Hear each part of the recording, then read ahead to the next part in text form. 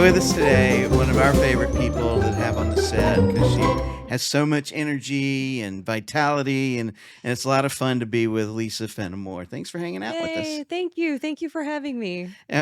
You've been on a couple of our movies, and that is absolutely true. Is that I notice like a lot of times when I'm thinking about what we're going to do next, a lot of people will, they're either thinking about their lines or sometimes they look bored, which scares me because then I'm thinking, oh, I better hurry up before I lose them. And then, but you're like talking to people, and you have this energy, and you're always like, having fun and making everyone around you have fun, which makes it easier to keep the energy in the room the whole time.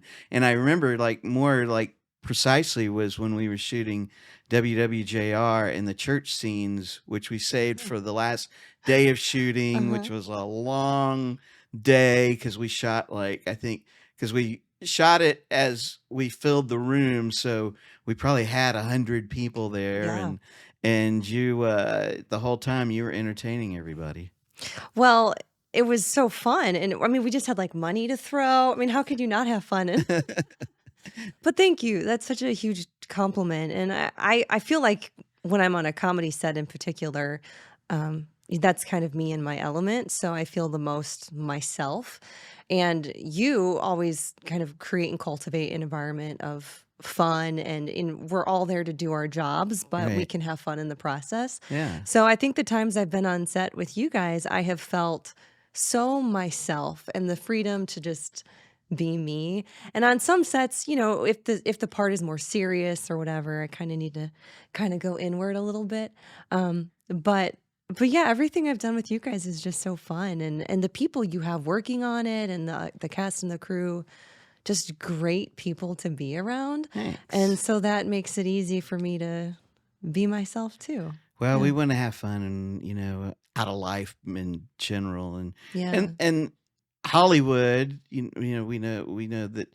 I think people look at that as kind of a glamorous life, but then we see some of the spectacle that goes on behind it that can be heartbreaking to see lives fall apart sometimes like they do. But Yeah. we're not like that. We don't have hundreds of thousands or millions of dollars to spend or even have when it's all done. So everybody that works there, primarily doing it because we just like storytelling Yeah. and working on our craft. And so Lisa, what was your maiden name? It was Cowan. Cowan? Cowan, Cowen. And I was always embarrassed of it because it has the word cow in it, which is so silly. But, when you're younger, you think, oh, I'm going to be made fun of for this or that. And in Right. my mind, everyone was like, oh, Lisa Cow. Yeah. Nobody ever said that. I don't know why I thought that was a thing. But yeah, so when I got older, I would tell people it was Lisa Cohen because I just felt like that was more Oh, yeah. sophisticated. Yeah. Okay. So if anybody ever Googles me and they hear me say my name, different eras of my life, I pronounced it differently. But I am proud to be a Cowan now. I don't think about the cow part. Yeah. Yeah. See, my name. I go by Stevie, but it's actually the Spanish name is Esteban, which is Spanish for Oh. Stephen, and it's spelled Esteban. And as I grew up, everybody Oh. pronounced it Esteban, like I was some kind of cheap roll-on or something. So it's just easier to go by Stevie. Esteban. Okay, so where does that name come from then? Is that like a family name that's been passed down or? My dad, Okay. and then I named one of my sons, and then he didn't like it so much that he didn't name his son after me, and so Oh, or it got us. So got it's cut off. over. It's over. Yeah, it's over. Oh, what a bummer. Well, that's so cool. Yeah. So where'd you go to school? Well, I grew up in the northern Chicago We suburbs. didn't see a lot of cows there, did you? Well, in the So they suburbs, would. Oh, yeah, okay. All right. actually. I was so far north, it was almost Wisconsin. Uh-huh. So, when you think of Wisconsin, you think, more cattle and cheese and stuff like that. So, yeah, I was up there. So I went to a school in Zion, Illinois, and Is your yeah, family in the mob, or you can't talk about I'm that? not Or allowed to talk about okay. All that. right. Good. Somebody might come Yeah. after me. Okay.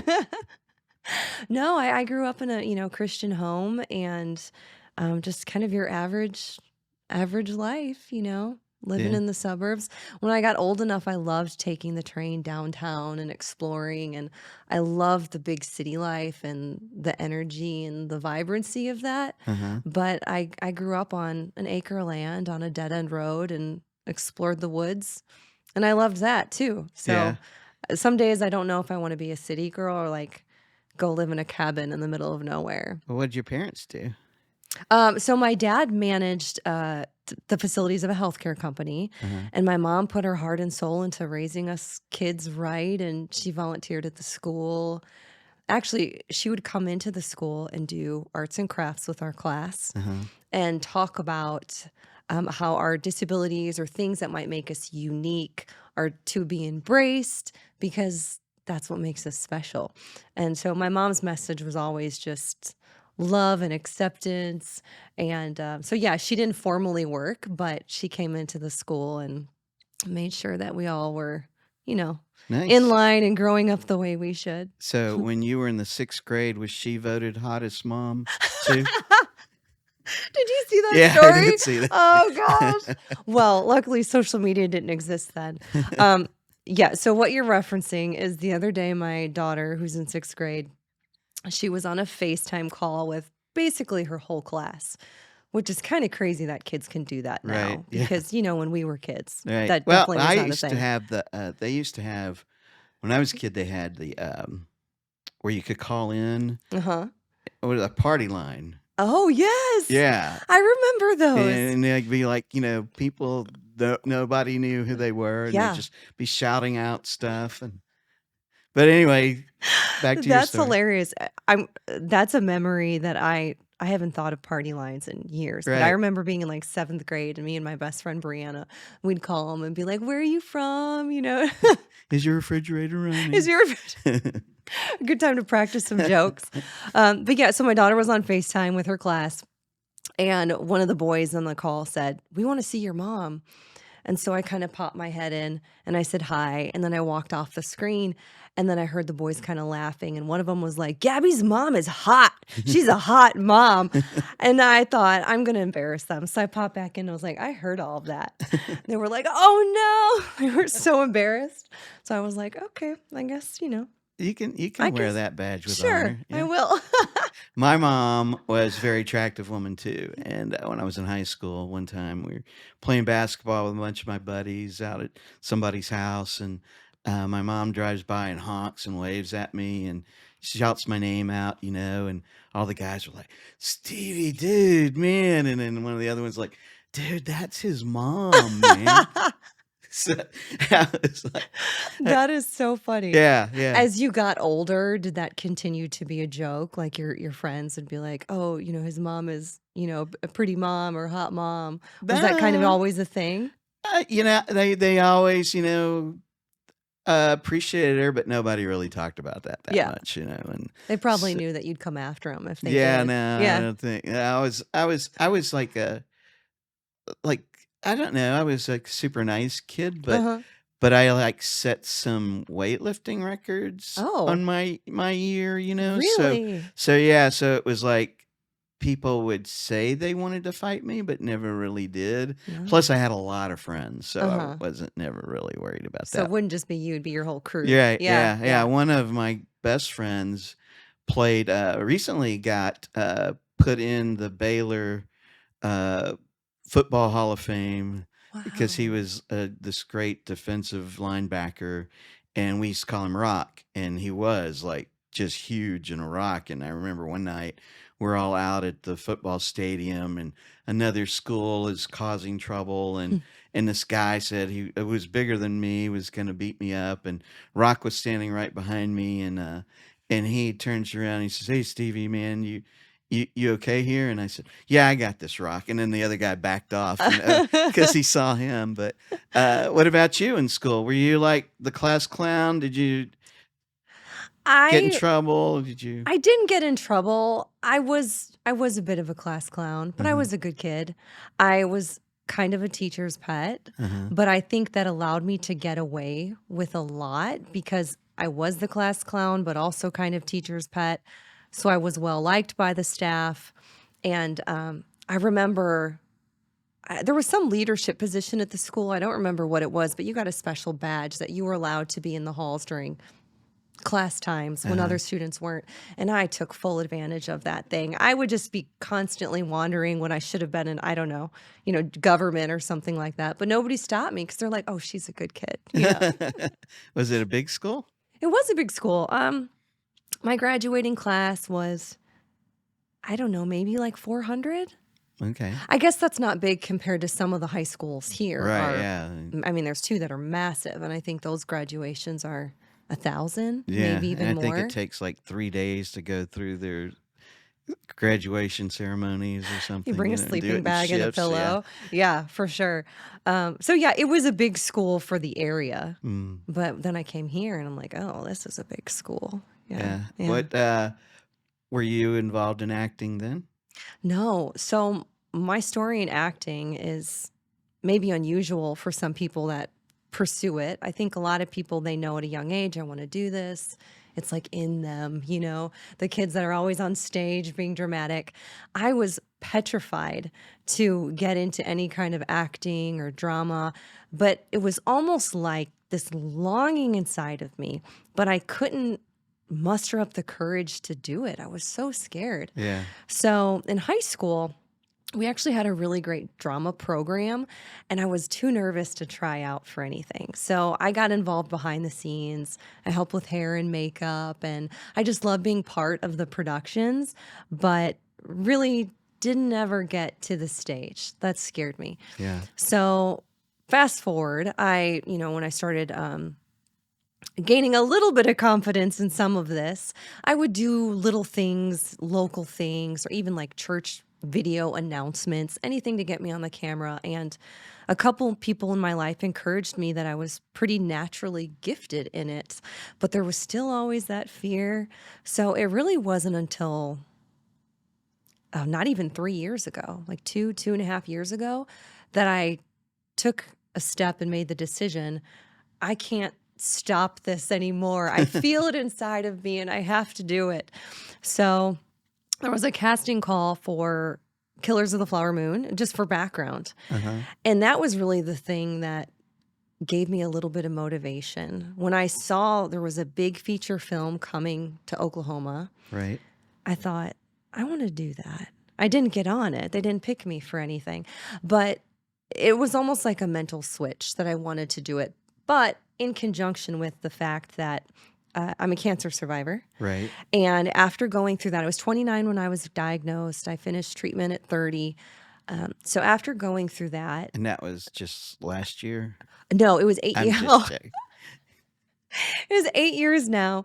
But going through that and then getting to a point where my children were a little bit older, it was honestly like all the stars just aligned, Mhm. because going through cancer, anything that's very traumatic, I think it causes you to look at life with a different lens. And it was this moment where I thought, if I'm not pursuing the thing that I really feel inside of me, even though it's so scary, then what does the rest of my life look like? Right. So it was really just the merging of all the right things and the right timing that got me started. So to go back to your question, have I always been into acting? Yes and no. Yes and no. Yes and no. Did you act around the house? Were you the one that would, make fun of or imitate aunts or uncles or Yeah, 100%. My 100%? brothers and I would always act out really just stupid skits. And my dad got, first video camera, those big clunky ones. Right. And we would set it up on the on the tripod and do like fake talk shows or just Okay. anything we could. And I remember one, it was called The Lisa Show, and I was Uh-huh. a talk show host. It could And happen still. it could happen. So my brothers were just being on there interviewed, and it was a really dumb storyline. I don't even remember, but it was kind of like Jerry Springer style. They were fighting over something, and I'm just the talk show host. So yeah, as a kid, we would make really silly videos, and I loved it. I mean, some of my absolute favorite memories was doing that with my brothers. Uh-huh. And yeah, I guess I just kind of pocketed it after that because it was scary. Pursuing your dreams can be scary. Well, it is. I know, like, when I first finished school or my goal was to eventually get to LA, and when I thought it was time, I thought about it and I thought, I don't know anybody there, Mm, what am I gonna do? How am I gonna work at McDonald's and then try to audition and try to do this, and how am I gonna do that? yeah. Because there's not a there's not a chart. There's not a like, you want to be a lawyer, you go to school and do good grades and go to college and go to law school, and then you get in with a firm or Yeah. start your own, and the same thing for doctor, engineer. But when it comes to the entertainment business, there's not a pat. Mm-mm. It's like athletics. Your odds are against you, and so it makes it that much scarier. And then, like, I don't know about you, but when I decided, I was in college and or had been, it was always my goal, I guess, but I was going to do it by playing pro baseball and then become an announcer and then eventually get into movies and things, and that none of that happened. So I my when I would tell my parents, that's what I wanted to do, and they were like, They weren't into they that weren't idea? into that Mm. idea. They wanted me to be, I was too good at math. They wanted me to be an engineer, Oh, and I didn't want to do that. So, it was a tougher path to take, but yeah. I definitely enjoyed, going through it. And I've always lived it more like, I don't have to become a millionaire. I just have to work and survive like everybody else, Mhm. and I'll enjoy that. And that was always kind of my goal. Now, you married somebody who's in the business too, right? Kind of. Kind of? He's a creative director for an agency. So he started out doing graphic design years ago when graphic design was just kind of becoming a thing. Uh-huh. And now he's still in that role, but he's in more of a creative director role. So he kind of oversees some of that type of stuff, and he loves it, and he's very helpful to me because as an actor in this age, there's a lot of self-taping you have to do. Right. I guess the days before, people would go to an audition room in LA or wherever, and you'd see the person that is casting and they'd see you and get a feel for your energy. But now it's a tape and you send it off. And a lot of times the casting director has very specific requirements. They want it this file size, they want it this way, whatever. I don't know how to do all that stuff. So we're definitely a good team because I'm always like, babe, I need your help. I need your help. I need your help. So yeah, he's kind of in the industry, but not completely. Gotcha. Yeah, Yeah, he's a it big used help to though. be when I worked in Dallas. I know that when we'd go in to do for casting or for auditioning, there would be 50 people in the room that looked just like you, Yeah. and you think, oh, am I gonna, So that's so intimidating. right? I've never been in that scenario. And Yeah. I feel like it's good because I would just walk out immediately. I'd be like, okay, you guys are way better versions of me than me. So you've been through that though. Like Yeah. yeah. Yeah. Is that so intimidating to see a bunch of people that look just like you or, have maybe the same comedic timing or something like The that? look like you's part, not so much, but there was a point where one of the casting agents that did a lot of voice work stuff, she liked my voice for some reason, and It is a good she would voice. thanks, but she would call me in, like, for a lot of stuff, and I'd walk into a room, and there would be legendary voice actors in there, guys that I knew no way I was gonna beat out, and I'd like, "Why did I come here? Why," just to sit here for these guys that are, doing Chrysler and Ford and then and she would tell me, sooner or later you're going to land one of these, and then you're going to be one of those guys. And I didn't Yeah. stay in Dallas long enough to make that happen, but the closest I ever came was I was almost uh cast as do you remember Wishbone the dog from PBS? Yes. It was between me and another guy, but he For got it. Wishbone's voice? Yeah. Are you serious? Yeah, Oh my gosh. every time I'd walk by the Toys R Us aisle where all the Wishbone stuff was, I'd cry, because Oh, you were, like, so so close. close. Isn't that a crazy feeling to know, it's for you and Wishbone, like, you were that close to being Wishbone? Right. And if there's one thing I have learned in my short amount of time of acting and being in this industry that if it's for you, it's for you. If it's not for you, then just move on and that's okay. But there are those projects occasionally that your heart gets attached to, and it's kind of hard to let it You go. get so excited because you Yeah. like, at that time, it was, I went into audition, the director really liked me, and then he would send me a script with somebody standing there waiting for me to finish it because I worked in radio at the time, and Mhm. and I would give him the tape, and they would run it to their back to their offices, and Wow. that happened like 2 or 3 times, and the director actually told me, "You're the guy. You're my guy. You're it." Wow. And then he had to later tell me, "Well, the producer wanted another guy," and so then that was it. So it was kind of because you see that your life is going to change if you get a certain role to Mhm. some extent, and but then it doesn't, and Yeah. it's kind of goofy, but Well, how many actors or different industries have you seen where people maybe book something really, really big and then nothing after that? right, So, like you were saying earlier, you feel like there's a certain path you should take in a career, but in this industry, it's very much just up and down, and there's no set way to get anywhere. You just keep going, one foot in front of the other. And yeah, I heard of what's the movie? The Aladdin live action movie. I uh-huh, can't think of the actor's name in that, but he's an incredible actor. But I remember listening to something he said after that movie, he wasn't booking anything. It was like yeah. he was one of the biggest names for a very short time and then nothing.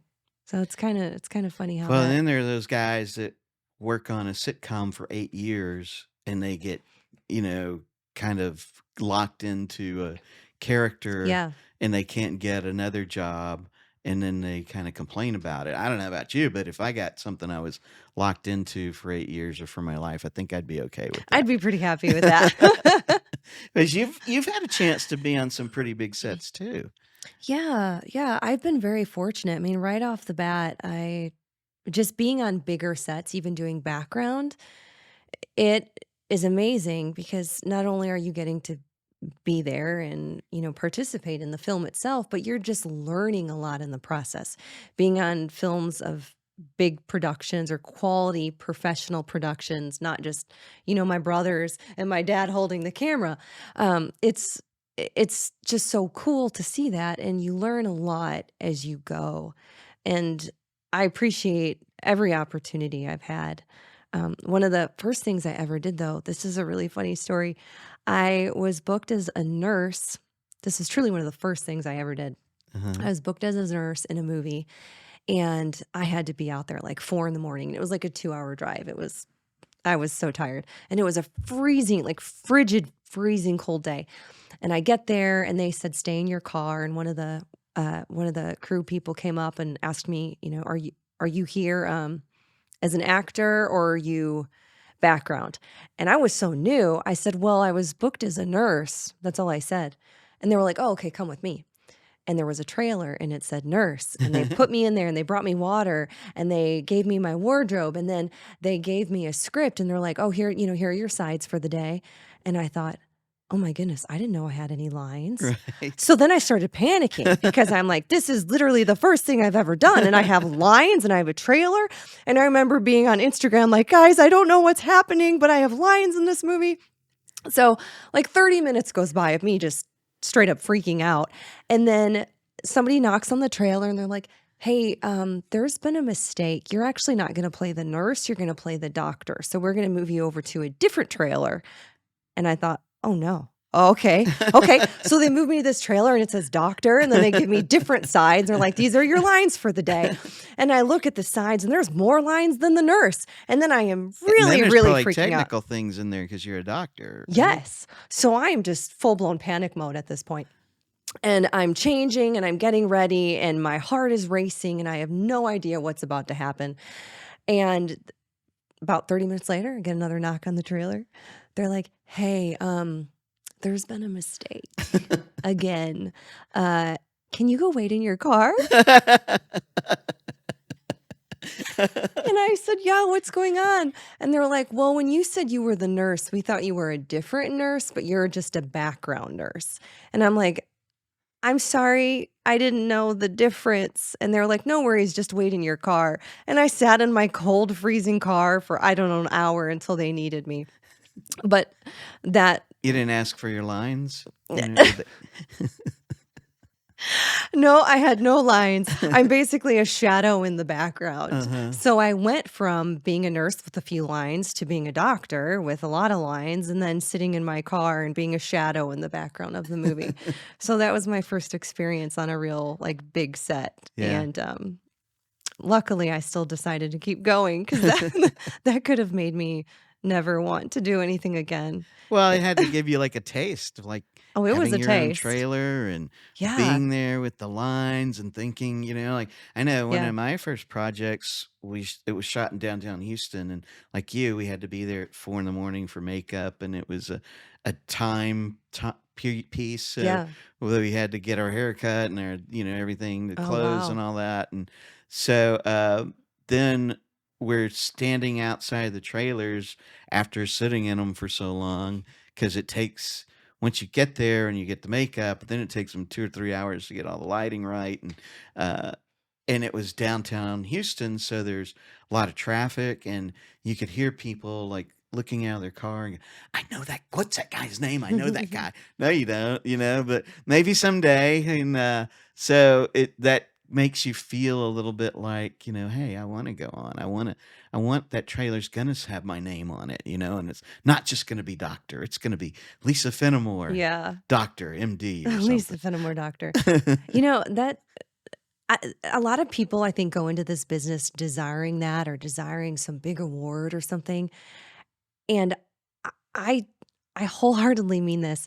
That is not a goal of mine. It is for me, it's enjoying the journey, Yeah. and, of course, it's cool to have a trailer and there's excitement in that or have your name on something or win some big award.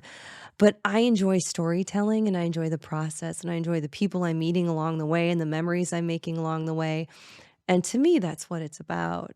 And yeah, if I ever get an award one day, I'll probably flex about it a little bit. I'll carry it everywhere.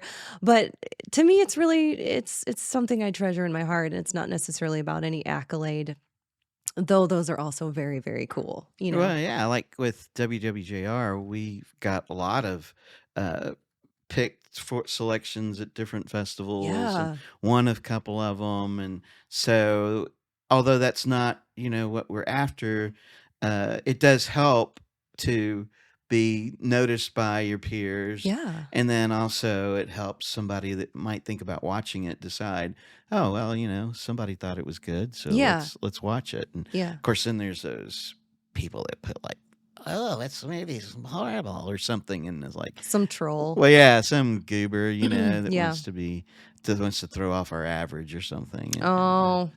Yeah, I mean, getting, in different film festivals or receiving awards, it probably gives you, a confidence knowing, like, this is a great product and the vision you had for it in your heart and seeing that other people are coming on board and enjoying it, that's gotta feel so great and validating. It does, but it's nothing like when we do the premieres, and you see people laugh where you hope they're going to Yeah. laugh, and react where you thought they would, and Uh-huh. then laugh when you didn't think they would, and seeing all of us together to celebrate the completion of what we Mhm. put so much into, because it takes from the time just to write it to, nearly 9, almost a whole year. So, and then we had to wait months after that to get it out into the world. And so the premiere is really, really rewarding and one of the Yeah. most exciting times for me because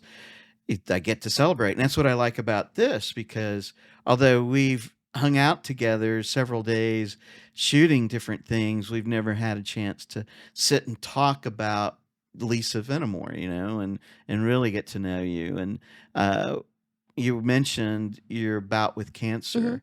How what was it that got y- that led you to, it's just going to seek out something's wrong, something's not right. Yeah. What's going on? Like how I found out and all that. Mhm. Well, so I was 29 when I was diagnosed, and 29, you kind of feel invincible. I think anybody in their 20s, they're not thinking about their health. Right. So I just one day kind of, I don't know, brushed against my neck like this, and right about where my clavicle is, I felt a little lump, Mhm. and it was concerning instantly. It was almost like in my spirit, I knew this is more than just, I don't know, something that's, you should dismiss. So I called my husband right away and I said, I feel really weird about what I just felt here on my neck. And he prayed with me. And I thought, I just need to have peace and let this go for a couple weeks and hopefully it disappears. And I called my sister-in-law even, and same thing, we had the same conversation. And honestly, I thought it was a swollen lymph node or something. When you start to get a little cold, you feel that tenderness in your Mhm. neck Mhm. where your lymph nodes are. So a few weeks went by and there was no change. And so I knew I should get it checked out. I just felt something, I need to go. So I went to my primary care doctor and he said, well, you are young and healthy and I don't see anything wrong, but let's do blood work, try to figure out what's going on. The blood work came back pretty much normal. And then he said the same thing. Well, you're young and healthy, but this is kind of odd. So I'm going to send you for an ultrasound. They did an ultrasound on the neck. And then I had that same conversation with the doctor. Well, you're young and healthy, and the ultrasound didn't really show anything. Anyway, through a series of tests and my doctors being extremely proactive, I was eventually diagnosed with blood cancer. So I had scans and biopsies and stuff to formally diagnose it. And that whole process took maybe a couple months. But honestly, I was very fortunate that it only took a couple months because some people, especially when they appear healthy, a diagnosis of anything can take a really long time because sometimes it's dismissed just because they look healthy or Right. they can't really figure out what's wrong, or one test shows that something is okay. So I'm so grateful that everybody along the way took it seriously. But I do remember when the oncologist called me. Well, actually, it wasn't my oncologist. It was the ear, nose, and throat doctor that I saw. He put a scope down my throat and did all this other stuff. But he called me, and I was standing outside. We were about to get into the car. And he's like, hey, I just want to let you know, based on what we saw, this is Hodgkin's lymphoma. Like, I'm fairly confident this is cancer. And he said, you'll be okay, though. He's like, the guy that plays Dexter? He's like, he had that cancer and he's okay. As if that was the most reassuring thing I've ever heard in my Right. life. And I was like, okay, thanks. And I got off the phone. And to this day, whenever I hear Dexter, all I can think of is cancer now because that's how the news was delivered to me. Um, And he gets a lot of dark parts, yeah. too. So maybe Yeah. that's in your future. Oh, yeah. I actually did a Dexter scene in one of my acting classes, and it made me laugh, like the full circle moment. But yeah, that's how I was told I have cancer, and that was the process of being diagnosed. Did you have to have surgery or just chemo treatment? I had chemo and radiation, so I did how many rounds of chemo? Honestly, it's kind of a blur. I'm trying to remember. Was it 12 rounds? Don't quote me on that, anybody watching. I don't know if that's right. But it was a few months of chemo. So I lost my hair. Wow. You look very different with no eyebrows. Eyebrows really shape a face. So I did my best to kind of, put on some makeup or throw on a wig. But eventually I just embraced it because I thought, you know, Because you're Lisa, you have that kind of character, that yeah, yeah, you're gonna battle it and get through it, and you yeah, did. And yeah. Just keeping a positive attitude and having a lot of support around me. My faith was very much a part of that. And yeah, a super challenging time, obviously, but one foot in front of the other, just like anything else, and getting through it. And I think, honestly, it wasn't until afterwards that I really processed all of it because I think my mind just wanted to get through it. did Um, you have did you have your children before yeah. the So, diagnosis? Or? so Gabriella was 3 or 4. Jacob was about to turn 1, so I had a toddler and an infant, and by the time I actually started chemo and everything, Jacob had turned 1. So that was challenging because I'm trying to be a mom Right. and trying to be, a good wife, And though. then that takes a lot of your just Yeah. energy and Yeah, you don't have a lot of energy in chemo. I right. remember my first treatment, I thought, okay, this isn't the worst thing ever. But they kind of accumulate and your energy progressively plummets with every treatment because it's attacking Right. your cells, well, the cancer cells, but some good cells too. Yeah. So your energy goes down, and I would try to take the kids for walks when I had the energy and things like that. But it was a difficult season, but we got through. Yeah, I know my mom when she was going through chemo because she had breast cancer, Oh. and that we eventually lost her to it. Oh. But there was a period through the treatments that you lose your taste, Yeah. and she would send me out to buy all her favorite foods, desperately wanting to taste them again. Yeah. Before she went too far, and so I know, so I spent that time with her, and she was always tired or. And with breast cancer, it was really painful for her in her Yeah. particular situation. But we're glad that, that. How did that feel when you rang the bell and you were cancer free? Oh, it felt amazing, and it also felt surreal. And I think a lot of people that haven't had a connection to cancer, and you going through what you did with your mother, you probably understand this, but um just being finished with treatment or going through treatment is really not the end. For a survivor, it is a lifelong thing. Not that I think about cancer every day, but there's follow-up, there's a different way of even thinking and just enjoying life. I find myself sometimes staring at a bird and getting teary-eyed because I thought I might not have seen that bird if things were different, if I wasn't here. Like I need to enjoy this moment now because you don't know when your last moment is happening, Right. I don't know why I just went on that tangent, but where was I going? What were we talking about like 15 seconds ago? We were talking about how you felt when you found you were cancer Oh free. yeah. So as a survivor, there's always follow-up, and it's just a part of your life. And some people, I've heard people be like, "Oh, so you're good now?" Like, well, yeah, I'm good. I am good, but it's a lifelong thing. It Getting follows you. continuous checkups Yeah. but I can tell by that, the thing that lets me know that you take every day and you look at it like, you know, it's a beautiful day is if anyone follows you on Instagram or your reels on Facebook and everything you talk about, everything from your coffee to your hair, when you blow it out or if you laugh too hard and you peed your pants, I saw that one. Yep. The amount I share on social media is probably too much, honestly. But I think social media can just be toxic, and when people show up as themselves and vulnerable, I think there's a lot of beauty in that. And so that's kind of my thing. I just want to be me and bring joy. And I am goofy and I dance and I talk about maybe the time I sneezed too hard, pee my pants.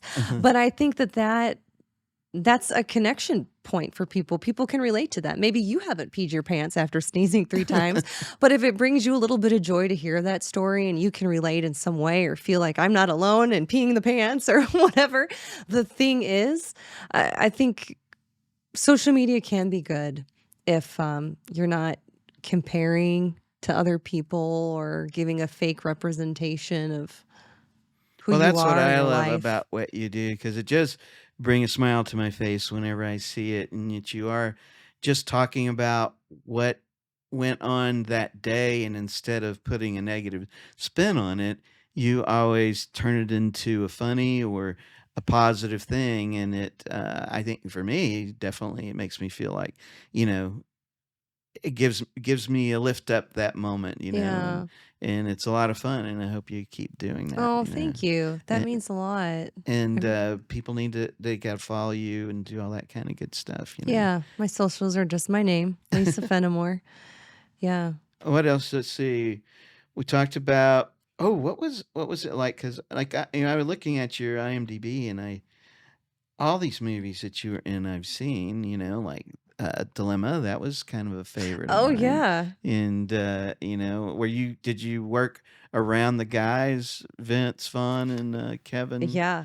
So when I was in the dilemma, I was just straight background, and that was, I don't even know, at least a decade ago, longer than that, maybe Yeah. 15 years ago. But I was living back home in the Chicago area, and I just came across this extras casting call. So I signed up for that, and I got into that movie. And the scene I was in, it was really fun. It was Vince Vaughn, Winona Ryder, and Kevin James, and it was a dancing scene at some bar. So it was packed pretty tight, and they were all there dancing, and the energy was fun. And Ron Howard was the director. Oh, wow. And I actually didn't even know who Ron Howard was, but my husband was like, "Are you kidding me, Lisa? Ron Howard? Like, big name." So when I was there, I thought, "Okay, this is really cool. Like, I need to be in his presence." So at one point when we were about to film, I guess I was in a part of the frame he didn't care for. So he came up and he put his hand on my shoulder and was like, "Hey, I'm gonna move you right over here." And I thought, "Oh my gosh, he touched me. I can't wait to tell my husband." Well, the movie came out and I was looking for myself. I'm nowhere to be found. He moved me out of the frame. So I don't know if that was intentional or what, but to this day, if I ever think of that, it makes me laugh because I'm like, Ron Howard directed me right out of his film. He owes you. He He owes owes me. you. Yeah. Oh, yeah. I owed big time. So, Ron, you owe her, so You hook owe her up, me. put her in a good spot next Yeah. time. But one thing I really appreciated on that, not Kevin James, Vince Vaughn. Vince Vaughn was very conversational with Mhm. all the background, everybody. And in between takes, he would just kind of turn around and tell jokes or whatever. And at one point, he was like, "Oh, there's a hockey game tonight, so we need to hurry this up." So everybody in the crew was like really trying to get it together and finish the scene so he could go to his hockey game. And eventually he was like, "Bye, I'm out." And he just left and went to the hockey game. So that was really fun. And that was truly my first taste of anything like big movie related. But then I Uh-huh. never did anything else for years. Yeah, well, you were, what did you have? Unplugging Unplugging, that was a good cute movie. I like that one. Yes, same. The scene I was in was completely cut out. So you won't see me in that either. But, you did have in American Underdog, you had a Yeah. pretty good, you were good scene in that one as Yeah. bartender. That was a blast. That was really fun. And I made some great friends on that, people I keep in touch with today. Um, yeah, that was really fun. I felt kind of special because I was, behind the bar Right. and everybody else was in the bar walking around talking and stuff, but I was kind of the center of a lot of those scenes and I was feeling the nerves of that knowing the camera would catch me no matter where I was. And yeah, it's a You little have bit to of really think, anxiety. I'm not gonna be looking at the cameras. Yeah. I gotta where Yeah. do I look? Okay, As a I don't newbie, wanna. it's like, "Don't look at the camera, don't look at the camera." I looked at the camera.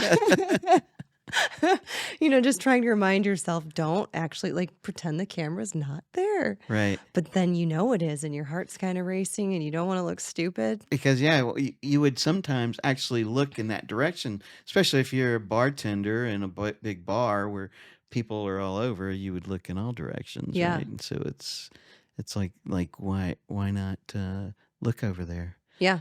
So what about writing or anything like that? Do you ever aspire to do any kind of writing? I do. I am not great at my follow through, but I have started to write ideas or concepts. I have a little notes folder on my phone. Whenever I think of a funny thing or a good story, I'll just jot down the premise. I haven't ever done anything with it. But when I was in high school, I really loved writing and I would take all the creative writing classes or any kind of writing classes I could.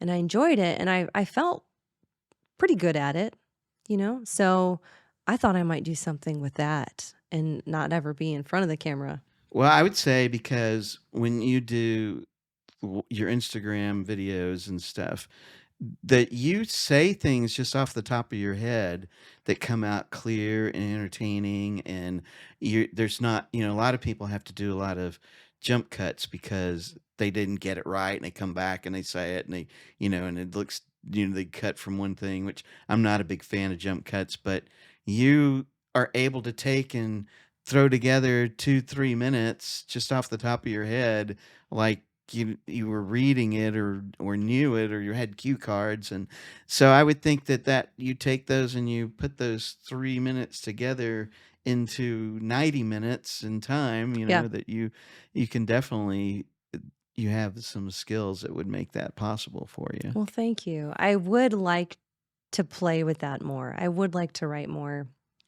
I think it's intimidating to know what to do with it after that. I don't know if you've ever faced this in your career, but so you have a product, and then what? Yeah. It's kinda like, "I don't know what to do with this." But I think there's also a lot of beauty in just getting it out, and then maybe if it's used a different time or that idea transforms into something else later, that's okay. But, yeah, thank you for saying that. I would like to play with writing a little bit more. Well, I guess I would say that from what that I had that kind of a thing too. It's like, well, if I actually, because I wrote a script early, probably 20 something years ago, and it's called The Ultimate Reality.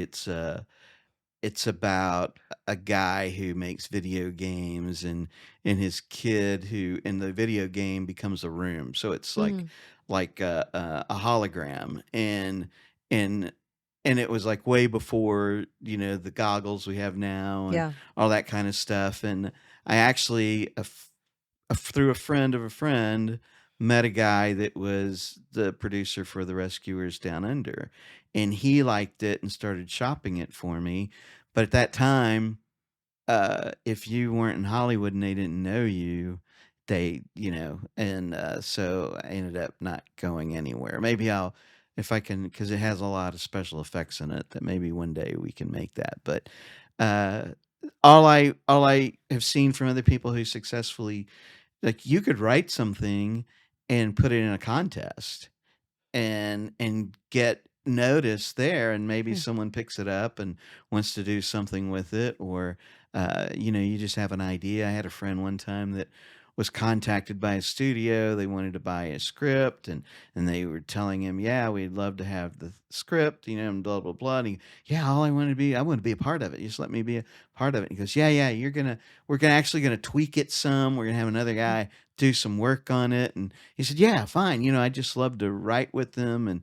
And they said, "Well, he's a lot more experienced, and we're gonna just let him finish it." And he goes, "Well, all right, but I'd still like, to be part of the process." And they said, "Well, basically, we like your concept and the title, and we're gonna rewrite the whole thing." Oh, wow. And he said, "No." And then they said, "Okay," and they moved on to the next thing, and Oh, so, when you start, you gotta be okay with, like, just getting your name on it and getting it done. yeah. And maybe you write within mind, like what we do, because we know we're not working big budgets, is, how do we write in a small budget? How we make it, even if it's, I gotta get my brother to hold the camera or something. I'm sure when you're writing your scripts, you talked about budgets and all that. I'm sure you have to write in a way that you can accommodate within the budget. Like, you're probably not gonna write something with a big helicopter scene and all Right. that because that's gonna end up costing maybe more than is within the budget. So, when you're writing, how much are you thinking about the budget, or do you just kinda make your dream script and then rein it in if you have to?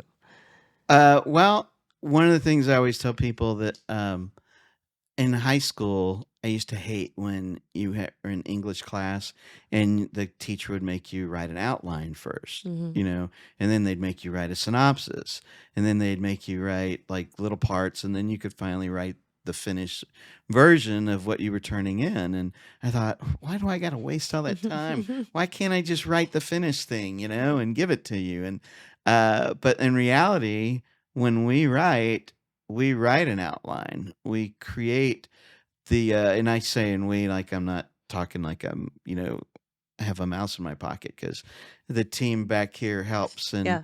and we come up with what we believe is the outline, and then from there I can just go through it, and I always say it like is I just throw it up, I just write and just don't stop, and I don't go back and fix anything. I don't even Mm. correct spelling or grammar or anything. I just write it all out. Yeah, that's my job, and it takes a long time. So he just throws up a bunch of stuff and it's your job to fix it. Got it.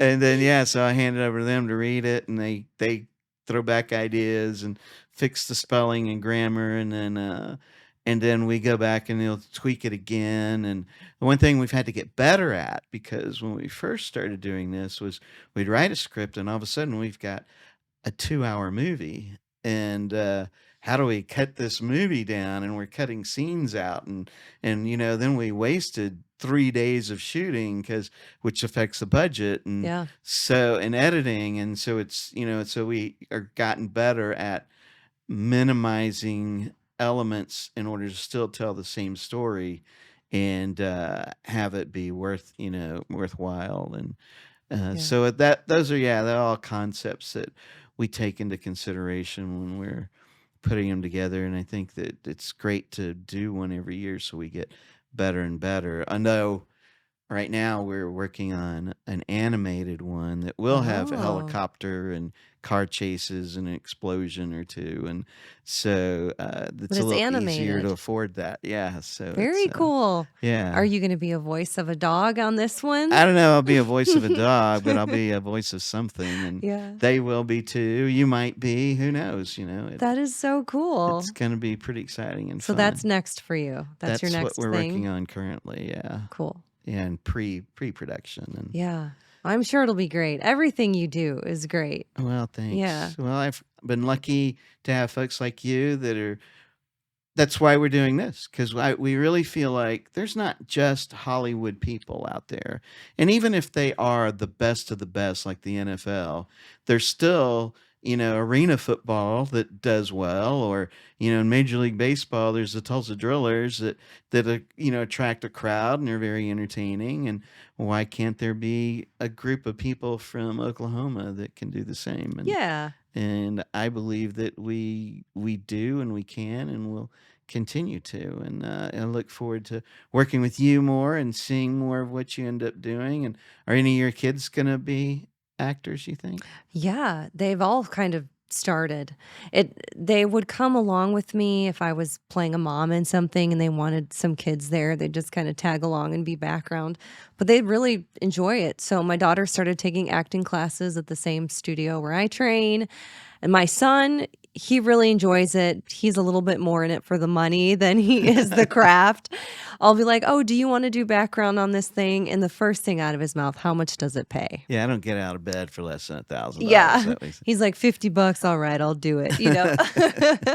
And he's a saver too. So he has a decent little chunk of money. But my 12-year-old Gabriella, she really does enjoy acting uh-huh. and she would do stuff for free. Which one's the youngest? Because that's the one you incorporate in a lot of your videos Yeah. more. Everly is my youngest and she's 6. Uh-huh. And she is very dramatic. Yeah, she's a She's character. she's a character, and if she really does wanna start acting more, which she enjoys it, I think she could really excel because the amount of expression you can get out of that kid, it's like she just gets the timing of things really naturally. She had an audition for something where she had to kinda be a kid in the middle of a tantrum. So I said action and she's like, "Mommy, but I want to." And she like threw herself on the ground and like I didn't tell her to do any of that. She didn't book the role, but I was like, "I would hire you." That is impressive.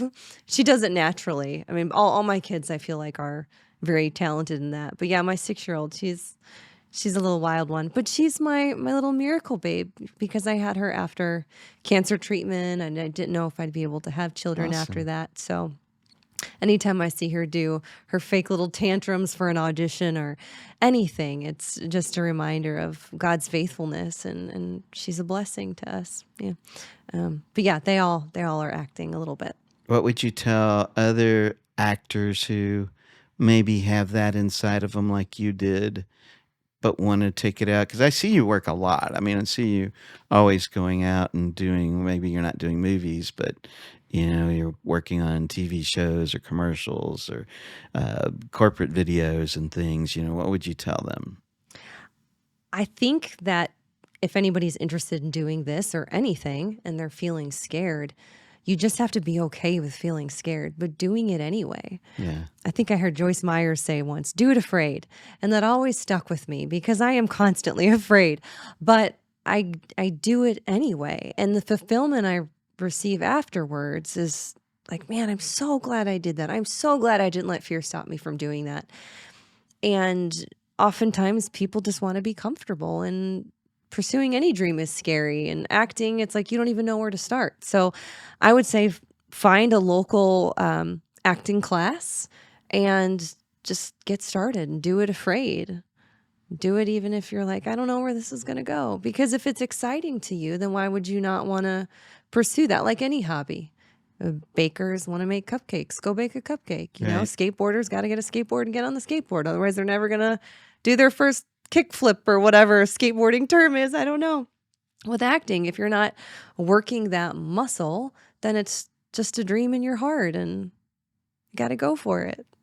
Lisa Fenimore, anytime you wanna get on her social media stuff and you just need a giggle or a pick me up, that's where you should go. Thank you. This Thank has been so fun. Yeah, oh, I almost forgot. I had to give you our T-shirt for everybody Oh, that thank gets to be you. on, gets the T-shirt, and, That is awesome. yeah. Hold it up here. Thank you. I will rep this often. All right, thanks for joining us. Thank you. Thank you for this. That's very cool. Yeah, actually, I had to take that back because.